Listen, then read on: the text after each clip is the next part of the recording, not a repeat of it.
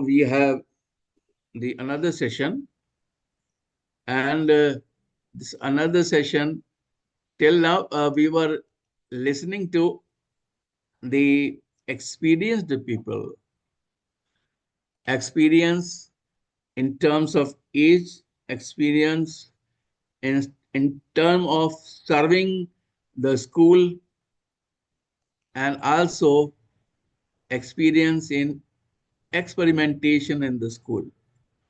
And now we are switching over to a young one, a young lady who is very new to the system, and she will let you know about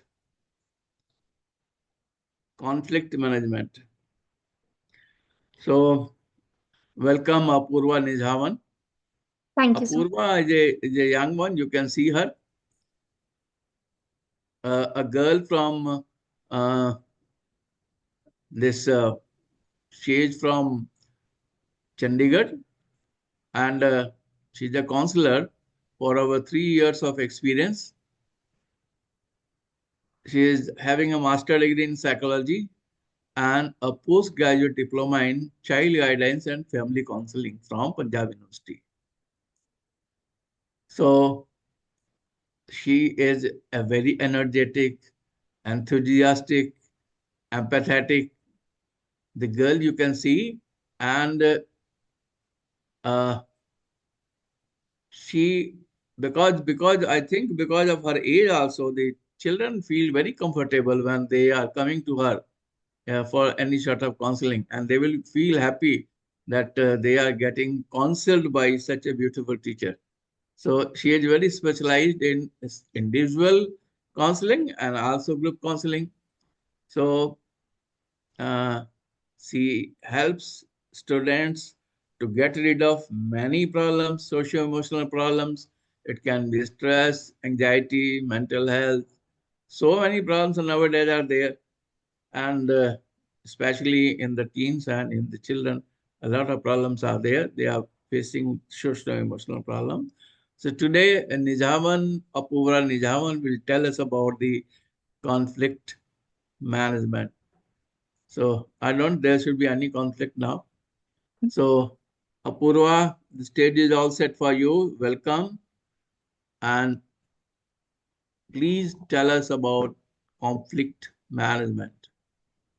Thank you so much, sir. Namaste, everyone. Good evening. My name is Apoorva, as sir has given such a beautiful introduction of mine. And I'm really grateful, sir, for giving me this opportunity at this level. And I'm sure I'll be able to give you whatever information or whatever strategies I'm using at my own end as a counselor to all the educators over here. So, would like to just share my screen.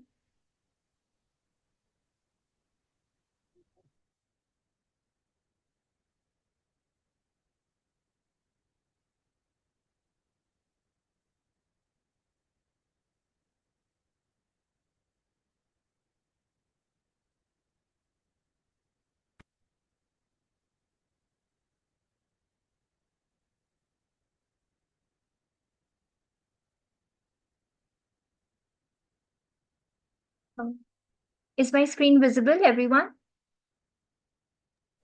Yes, ma'am. Yes, yes. Yes. Thank you so much. So today my topic is conflict management, and today I will go through all the strategies that you can use to teach students.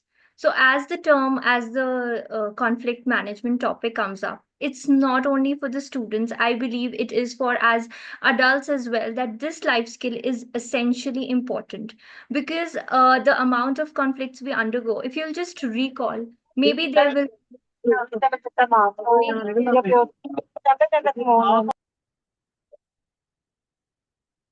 okay. So I'll continue. So Just as a minute, Apoorva. yes, sir. Please mute yourself.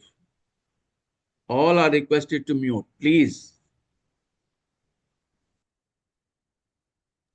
Apoorva, please start. So, as I was talking about, it's not only for students. Conflict management is such a life skill that as adults, we also have to really work on. For example, if you'll just recall all the conflicts, maybe through your daily hassles you've gone through, maybe in your individual life or in your workplace. Apart from that, there are many conflicts that you are already handling with your children. So, we'll just work through various strategies that you can incorporate in your classroom in a very fun way, as well as through group activities, and also teach children how they can have this conflict management as a life skill in their daily lives.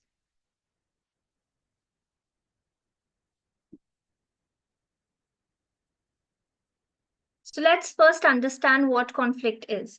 Conflict basically denotes the disagreement, the two people having different opinions regarding any particular similar situation, and one of them feels that it is maybe not acceptable, and the other one feels that it is acceptable. So they undergo this kind of a situation, which is a conflict and a disagreement. And it is not just only the students which go through, but as I said, all the humans go through this conflicting situation in their lives, whether in workplace or in educational institution or personal relationship, as well as when we are in any group, as well as I would really mention in relationship also, we do undergo conflicts when there are difference in opinions. We will also understand why this conflict happens, but conflict is something that is a very natural humanly part of our lives. So let's focus on how we actually resolve it rather than getting into this what conflict is. So let's understand different levels of conflict. Now, number one, intrapersonal conflict, that is conflict within us, maybe with our opinions, with our own challenges. That is something we undergo as humans. And the next one is interpersonal conflict. When it comes to interpersonal conflict, it is between two people or more than two people, the disagreement between two people or more than two people. And then is intergroup conflict, where more than two people or in the two groups there's a conflict regarding maybe any kind of a situation, or there's a disagreement on a particular opinion, or for example, if there's a function going on and there are two groups who are involved function, let's say in an annual function, sometimes it happens there are two different opinions coming from how the stage has to be or how this particular thing has to go. So it does happen, and we have seen these types of conflict in our daily lives as adults as well. So imagine the children are facing it each day with their friends, within themselves, and within the groups they are part of. So let's understand why conflict occur.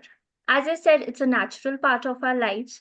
So as humans, we have different opinions. We are born and brought up in different environments as well. We have our own perceptions. We give a different opinions to different situations in our own way.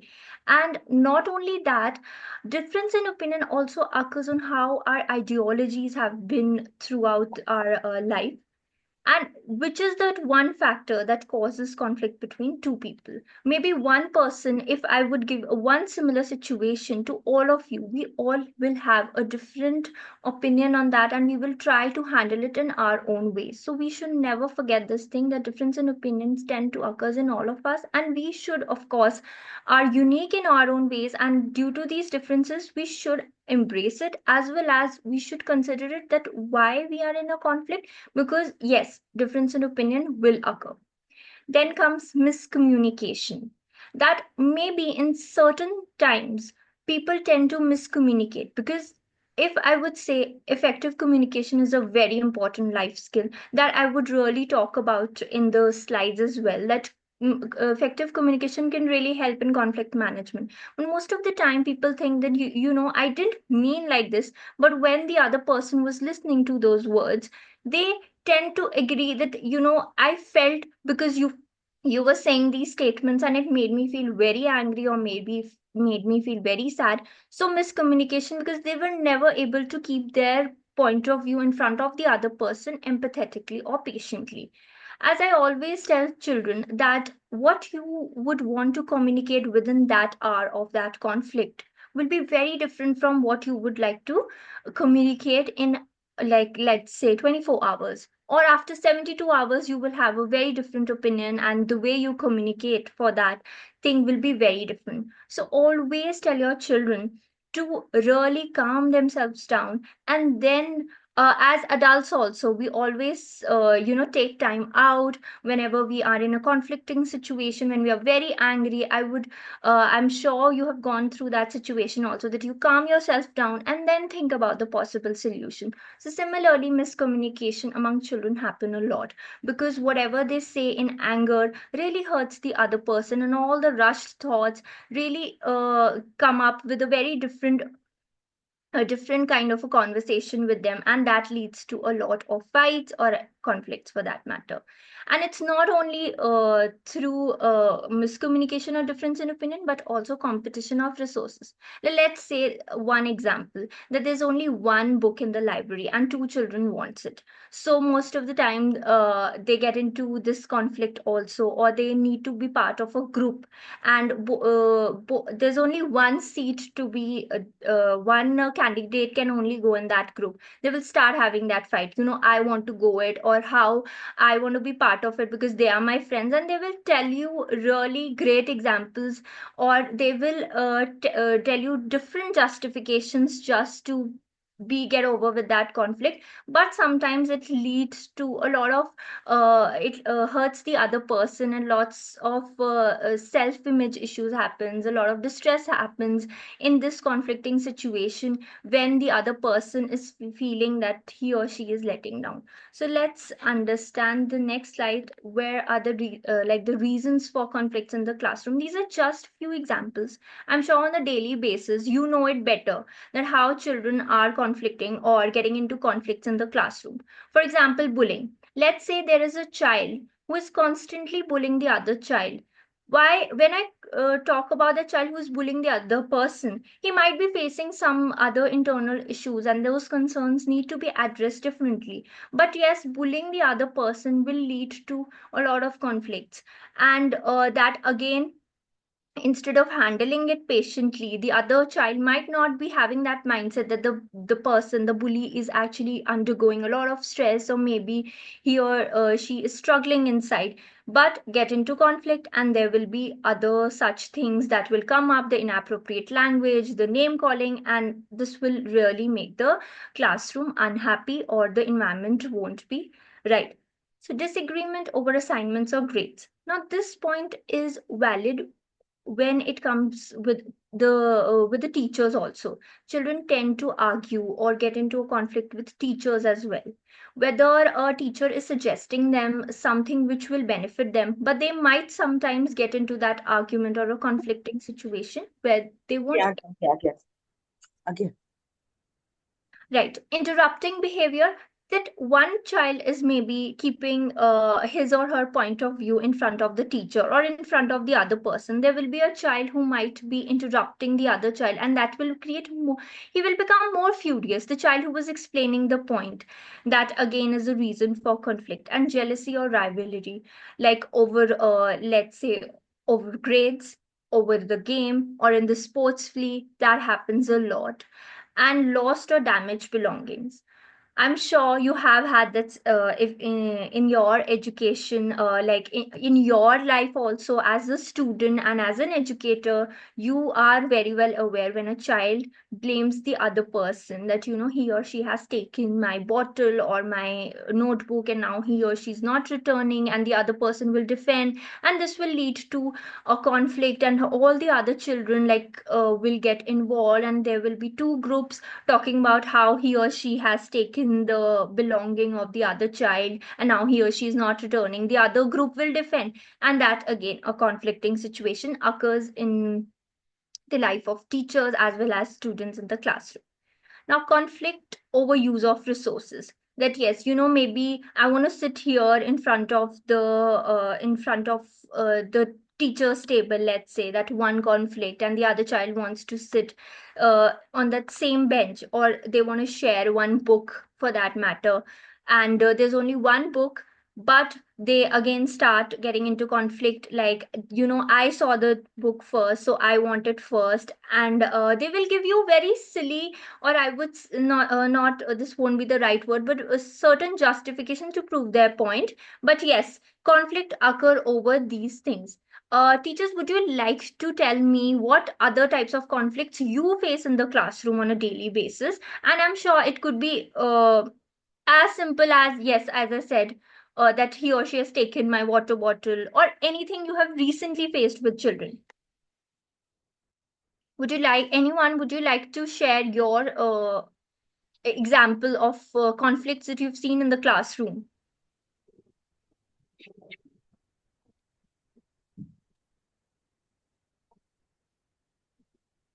Good evening, ma'am.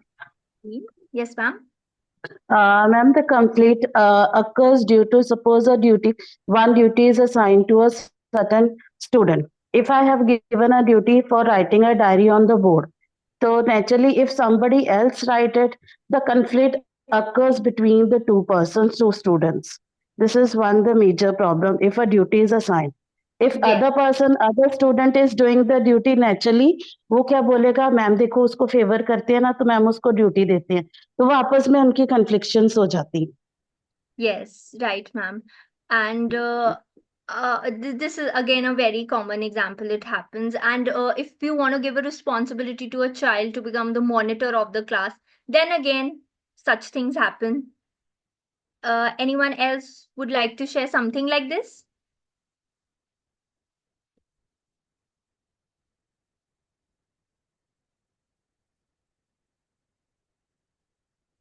Anyone? The simple conflicts that you are actually handling in the classroom and you're facing it in the daily life.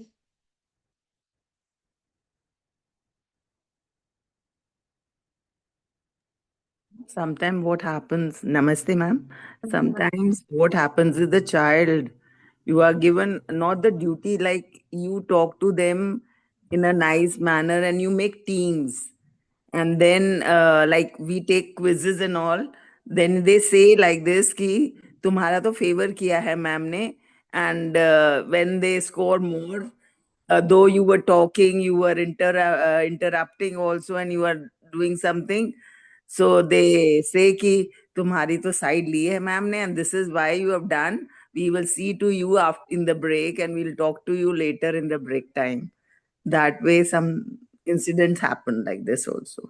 Yes, ma'am. Thank you for sharing this example also. Good evening, ma'am. During group activities or projects also, if someone is not contributing, then other children will complain or the conflicts arises.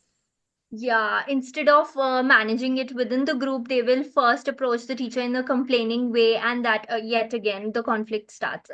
Thank you so much, teachers, for sharing your thoughts. Yes, there are many reasons for conflict that happens in the classroom, and I would now be talking to you about the strategies. But before that, this is a beautiful quote that I saw, that peace is not the absence of conflict, but the ability to cope with it, by Mahatma Gandhi.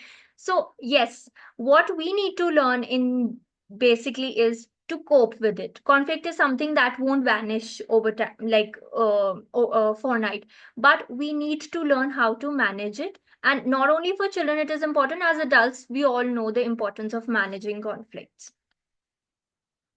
Now, why we need to make them teach children to learn this life skills of conflict management? Yes, it helps to improve their communication. One part of, if you will ever hear the conversation between the children when the conflict is happening, the way they communicate their feelings with each other. So yes, we need to help them improve their communication. Even if they are in that situation, they should know how to be respectful towards the other person. So one thing is that. Now, having better relationship, if we are obviously communicating better, we are managing the conflicts, we will have better relationship with people around us, not only with their classmates and friends, and of course when it comes to your family and with teachers also, when they will have a better and stronger relationship if they know how to manage the conflict. and then enhanced problem solving skills. When we know that conflict is bound to occur, but we have this mindset of problem solving instead of just complaining about it, nagging about it. Problem solving skill needs to be enhanced among everyone, because not only it helps in managing the conflicts, but in daily life also it really helps students in various situations. Now, increased empathy. Now, empathy helps to not only to understand the other person, but also fosters kindness. And it is very important when we have to understand different perspectives.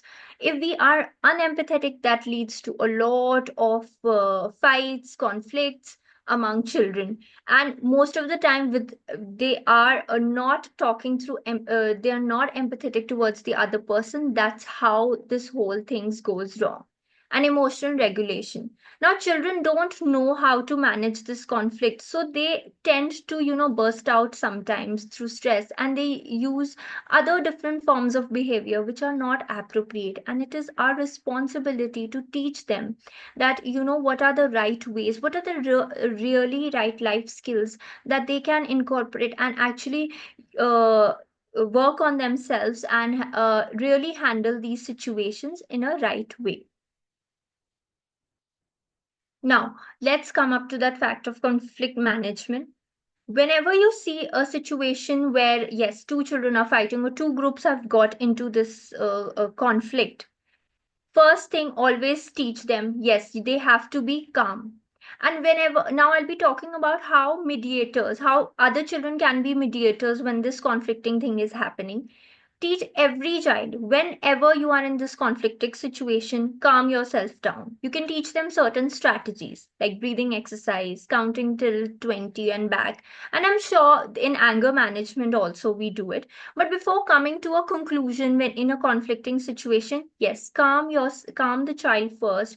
Teach students that you need to calm yourself down. Maybe going for a walk, maybe taking a short break before addressing the issue, because when those thoughts are really when you are very angry, when the child is very angry, and as we take our examples only, when we are very angry, so many things come to our mind, and we might say things that we might regret later to the person that is in front of us. Maybe the and most of the conflicts, I would tell you, is among friends only, because not only like in the classroom but with the classmates, but there are friends who get into this conflict, and that leads to more agitation among students, that he or she was my friend and he did that and I didn't like the way he spoke to me or addressed me.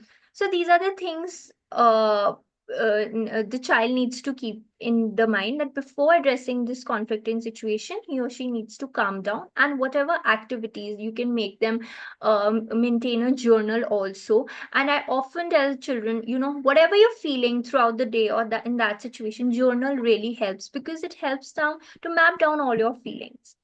Now, helping them identify their feelings. Now, children maybe out of anger or out of agitation, they will start expressing in a very haphazard manner. Help them in paraphrase, help them in understand what emotions they are feeling, help them give them words like you can use emotion wheel also, where you can help them increase their vocabulary, because children tend to use नहीं children आएगा tend to use inappropriate language, and they learn through a social environment only, maybe to express their anger. And that's one fact that I really want children to use right words to express their feelings. For example, yes, I was furious, yes, I was overwhelmed when that situation happened, and yes, I'm angry this because of this situation, instead of using any other inappropriate language. But apart from that, as teachers, we can paraphrase them, help them that, okay, you listened to them, that this was the situation they were into, but you can help them, okay, but we can say or express it in this manner, and this is more right and more better for them to express it in front of the other person, and won't hurt the feelings of the other child or the other group. Now, emotion thermometer. Apart from the emotion thermometer, there's a wheel that, and you can keep it in the classroom. You can, of course, paste it in your classroom chart or a poster, where whenever that situation happens, when you are interacting with that child or whosoever got into conflict, through this meter they can express the right word uh, during that conflicting situation.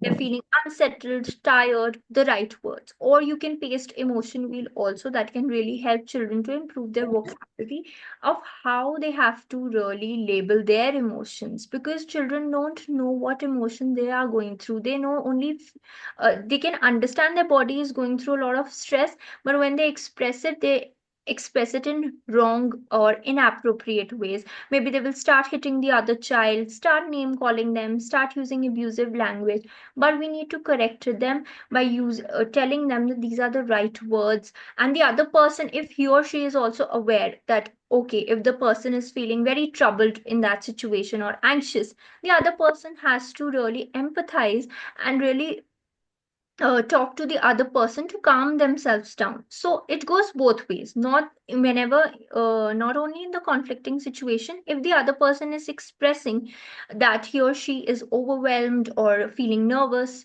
the other child or the other student should have that empathy towards the other person to calm themselves down and come out with the right ways to find solution. Now, key strategies, what we can teach them: active listening. One thing that I'm sure happens a lot when there's a conflicting situation among children, they start feeling angry and they both want to, let's say, the two children into a conflicting situation, they would want to keep their point first and they would not listen to the other child because they might feel that, I did the right thing, I am right, or this happened because that the other person was not doing the right thing. Active not there. You should tell the children that part of communication is listening also, very important. It's just not of how you communicate but how you listen. But yes, of course, ask question if you want to clarify something instead of having a doubt, but in a respectful manner. In effective communication, make sure you are also teaching assertively communicating their feelings, respecting but confidently keeping their point in front of the others, not aggressively keeping their point. That also again leads to a more conflict rather than resolving it. The next one strategy is using role play activities. Very effective when it comes to classroom. You can guide them, you can become one. If you know that this conflicting situation happened, you can do that role play where you can actually guide them throughout the process, where if would have happened, this was the right way to approach them. Apart from that, you can create other scenarios, other like make believe, or I would say certain scenarios from the books or movies, and help them, guide them through the process, because this will help them actually you can give them, set the right example to resolve the conflict. This is very important. Why? Because you can involve other children also who can give their input of how this conflict could have been resolved with a much better approach, rather than getting into any kind of a conflicting situation in future. Encouraging I statements, it all comes down to how we express our feelings, and we don't blame the other person, but we use I statements, that I am feeling like this, I feel upset when you do this. For example, I would give you one recent example. There was one girl who used to take things from the other children without asking, and the other children used to feel very upset about it, and they used to keep on complaining. Now, while I was resolving the conflict, I asked both of them to share their point of views, and the one side was that she never shares her stationery with me, and the other child, the one whose stationery was taken, she informed that I'm okay to share things, but she never asked. So again, encouraging children to really express it in a right way. If she would have asked properly that I if you can I share this with you, are you okay if I share this with you, things would have been different, and instead of they getting into this conflicting situation, they would have approached it in a right way. So, as I've given the example also, teaching children to use I statements helps them express their feelings without blaming others. Like, for example, you always take my things. हाँ हो गई Sunita madam join हो गया हाँ अब बस When the things are taken without asking me. So this type of, again, of communication is constructive rather than defensive. Rather than blaming the other person or the other child, this would be the right approach. And there could be various situations where you can tell them that, instead of saying this and blaming the other child, you can use, I am feeling like this because you have done this, and this might really help the other child to understand what they can improve upon to really get out of this conflicting situation. Now, guiding problem solving. Now, again, collaborative problem solving process teaches them to understand various perspectives. Now, when two children, or let's say two groups, are into that situation, conflicting situation, help them to come out with win-win solutions that both the parties are happy. You can become, as teachers or as educators, you can become the neutral one, where you can help both of the parties to understand each other's perspective and come out what are the possible solutions we can talk about, how we can evaluate it, how we can really respect both each other's point of view and come out with a mutually benefiting solution. So you can guide them, and also you can guide other students to become a mediator like that. And if you are not available, and if they are during their break, if certain situation happens, all of them know how, if this thing happens between the friends group, how they can actually help those two people. Because when they are angry or when they are in that situation, they might not be thinking properly, but if the other person who's neutral can really help them, so that again can help in managing the conflict. Now, reinforcing positive outcomes. If you've seen that this, yes, the children are now actually have improved, they are resolving conflict the way which is right, you can reinforce it. You can share the example with everyone in the class, that how, if you have ever observed the situation that yes, these children have actually resolved the conflict successfully, help really appreciate them in the class in your own way, whether you reward them, appreciate them, giving them positive strokes really help. And now, if you have reinforced this thing today, it will really help them in the long run. It will really motivate them that yes, solving conflicts like this is a better way, is rewarding, rather than getting into a fight or a very aggressive conflicting situation.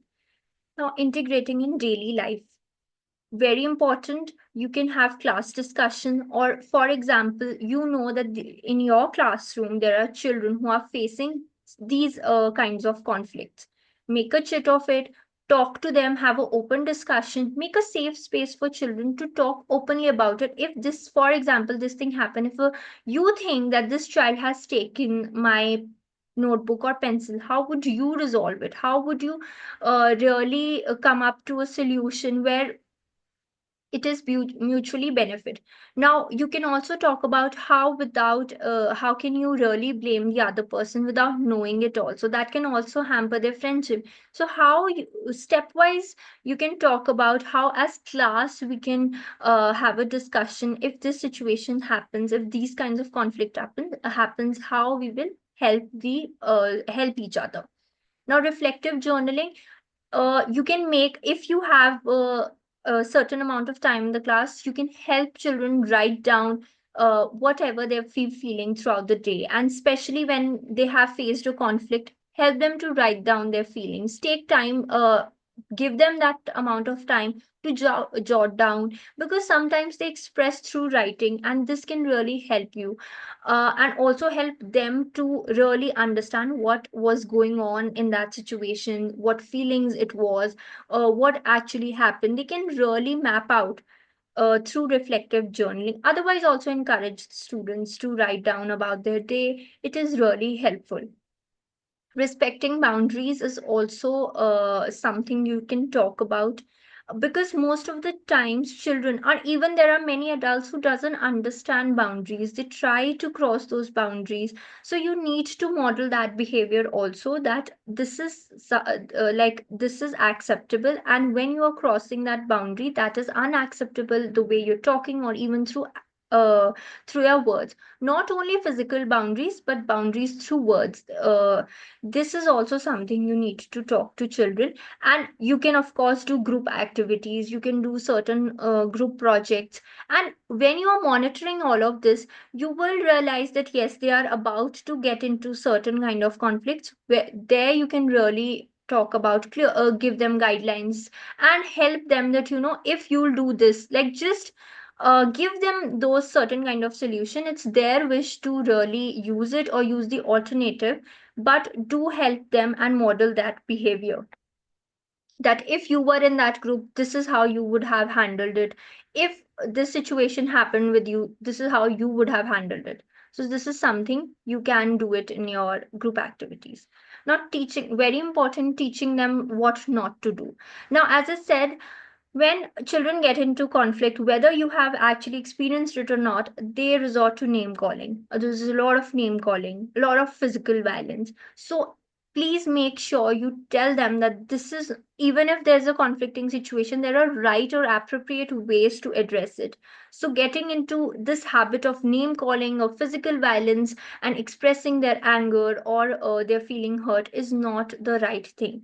And interrupting the other person, active listening is very important. You, both the parties have to really keep their point of view and respect each other's point of view. So please tell them not to do these things and refusing to listen, because one child might feel that, I am right, the other person is basically doing the wrong thing or it's unfair. But still, make sure you tell them that listening to both the parties is essentially very important, because we all have to respect each other in the school, no matter what, or as humans we should respect each other. So you cannot let the other person down and just keep your own point. You have, of course, you have your own ways to teach them, but make sure you are telling them that these are the things, these are unacceptable. And insulting someone, children do get used to this fact that, if I'm hurt, I can insult someone or get into these inappropriate behaviors. Make sure you guide them that this can really hurt the other person, can affect the other person's mental health. So how you can actually handle it, you can find out ways. You can use, as I said, emotion wheel, different terminologies to express the emotion. And of course, journaling, writing your feelings down, that this happened, sharing it with you. And if you have made that safe space, children will rely upon you for these kinds of conflict, instead of getting into really furious or a situation which the conflict goes and turns into a fight, which is really unimaginable. Now, activities. Not only these activities that I'll be sharing, you can do these in your zero periods or free periods where there is a team building activity. And that is how where the whole conflicts, most of the conflicts also occur.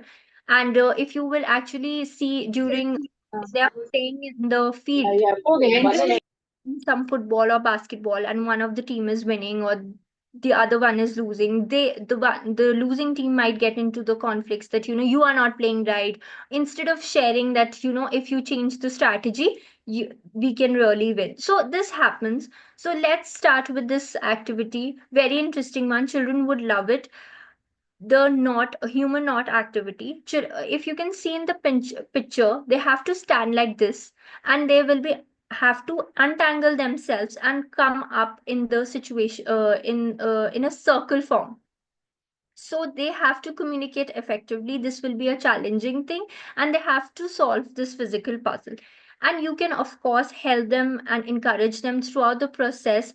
And this will not only challenge them, but help them that how they have to really solve this problem. Again, 2 3 skills will emotional, whether it's social emotional skills will be developed, problem solving, as well as it will be a fun process for the children also. So you can come do it group wise, or if whatever suits you, you can first give them one example when you are standing inside the group of children, and then children can, of course, do this activity.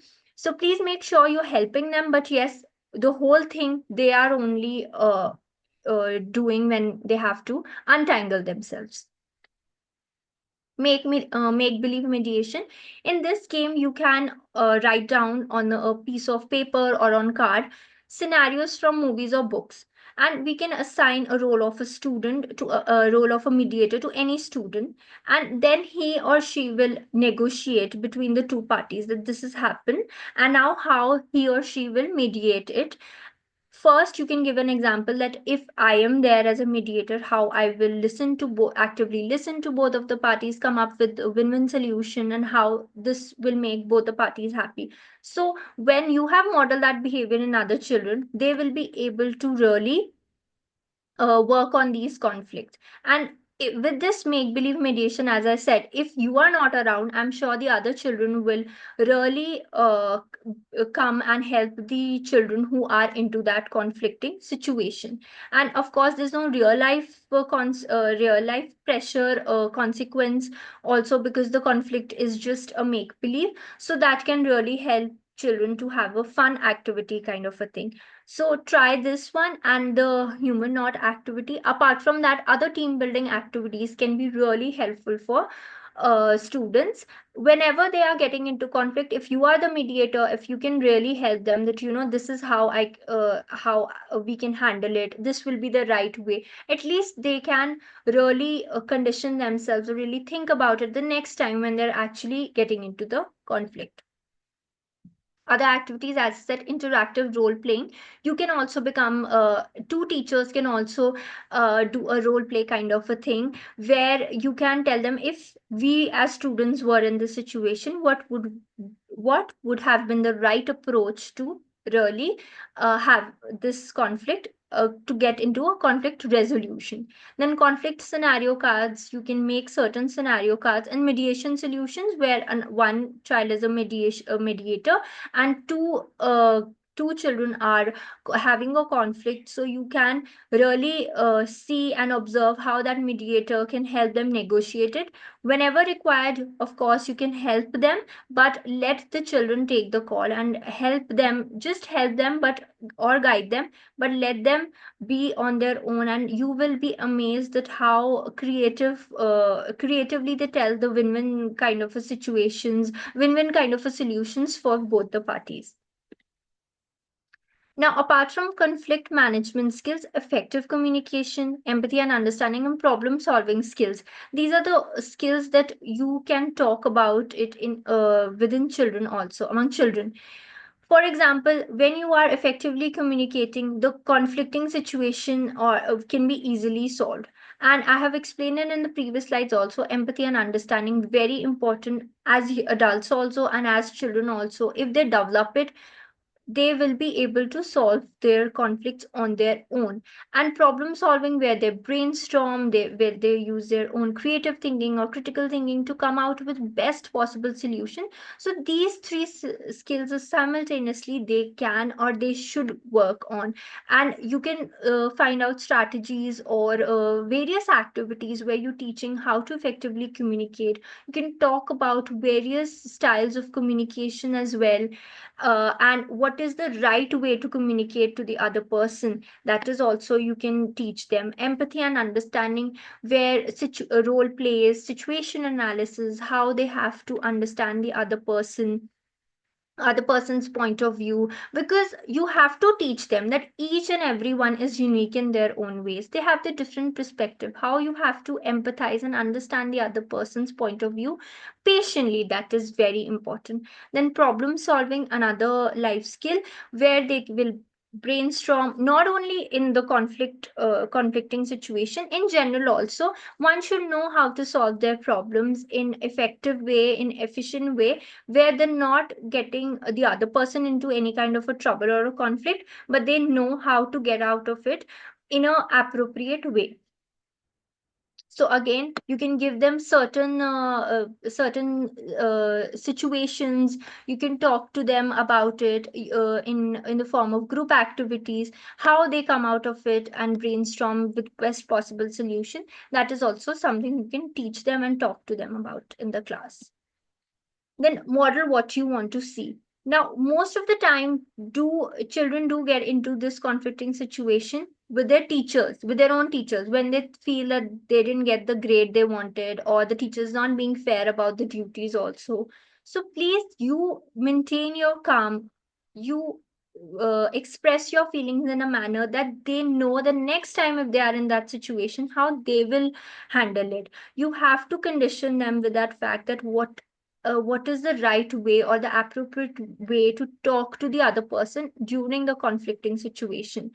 And when you know that even a student, uh, when you know that you know how you have to solve a conflict with a student, they will also reflect upon it, that yes, whenever tomorrow I am in this conflicting situation, my teacher or the other person, how they will feel. So again, make sure whenever you are in this situation, take time, stay calm. Whatever you are expressing to the child, make sure next time when the child is calm, now you express that this is the right way, or this is the way you could have handled it.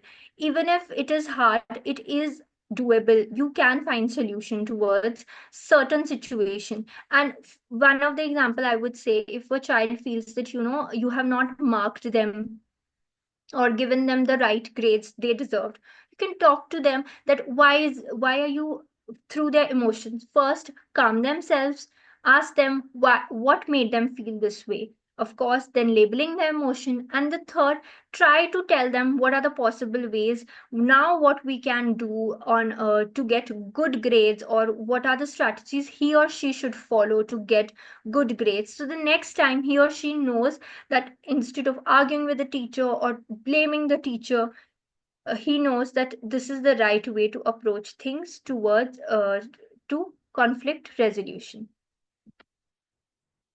Now, conclusion: fostering harmony and understanding among young minds. So, the conflict management skill is an asset for children, and I would say as adults also, because it requires a lot of patience, but it will, of course, help them in future. These young ones, if they know that this is the right way to really manage their conflicts in future, whatever relationship or in the workplace, they will know that this is the healthy way or the right way to manage the conflict.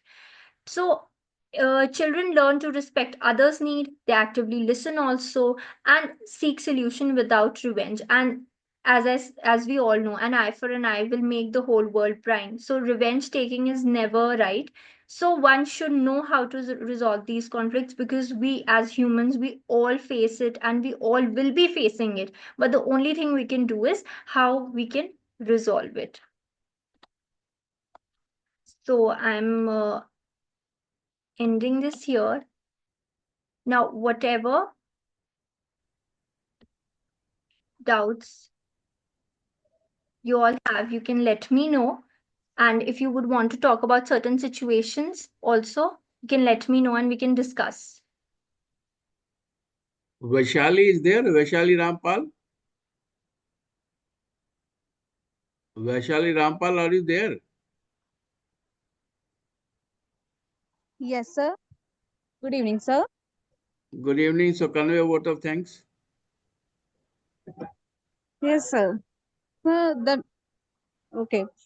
The ma'am has discussed a very topic that is very much common. We are like subordinately, we never want to discuss that we have conflicts in every session and every class. Sometimes, I'm a kindergarten teacher, the most major common dispute occurs is that they lost.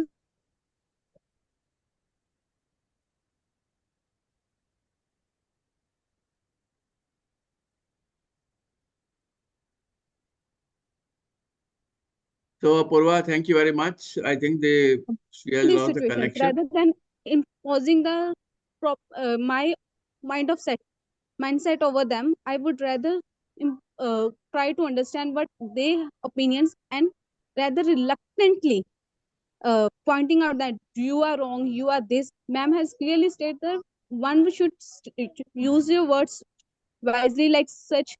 I disagree with your statement at this point, not like I don't agree with you at all. This would might raise a egoistic sense in me and in the other person also.